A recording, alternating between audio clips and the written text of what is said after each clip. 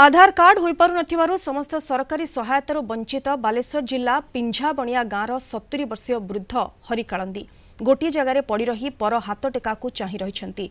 पूर्वर सरकारी योजनार किछि चाउल मिलुथिला, मात्र बयसाधिक कारणरू टिप चिन्ह किंबा आइलेंस काम करुनथिबारु सेतक भी बंद हो जाइछि। आधार कार्ड हो पारु वार्धक्य भत्ता मध्य हो पारु नाही कि मुंड गुंजिबाकू आवास योजना रे सामिल भी हो पारु नाहंती। मूर्ख लोक किंचे जाने राशन कार्ड चाउल मिलुची?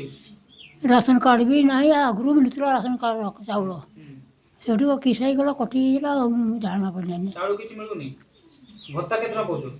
भत्ता किसी ना भत्ता मिलुनी, किछि मिलुनी सरकार तरफ किछि मिलुनी, चाउल भी मिलुनी, भत्ता भी मिलुनी, किछि मिलुनी। केमति रहउछन खाउछन केमति आ बहुत दुखर रहिछन्ती आ किस करियो।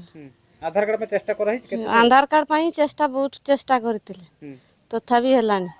आधार कार्ड नथियारु आम तरफ आम चेष्टा पर्यंत आम चेष्टा करछु आधार कार्ड नथियारु कोन योजनार पाई पान लाभ पाई पान से तेणु आपनक माध्यम मु सरकार को निवेदन करछु आधार कार्ड नथिबारु ताकू सरकार तार समीक्षा करी विकल्प व्यवस्था करी ताकू किछि सहायता देले आमे आम ग्रामवासी तरफ आमे सरकार को धन्यवाद देबु। बदली गला सरकार आ बदली गले विभागीय अधिकारी किंतु बदली पारिला नाही एई 70 वर्षीय हरि कालंदीक भाग्य।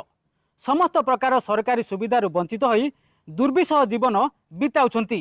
तेबे आशा रखिबु खबर प्रसारण पर सरकार एई 70 वर्षीय वृद्ध को समस्त प्रकार सरकारी सुविधा जोगाई देबे। बालेश्वर जिला रूपसारू राधागोविंद दास, कलिंग टीवी।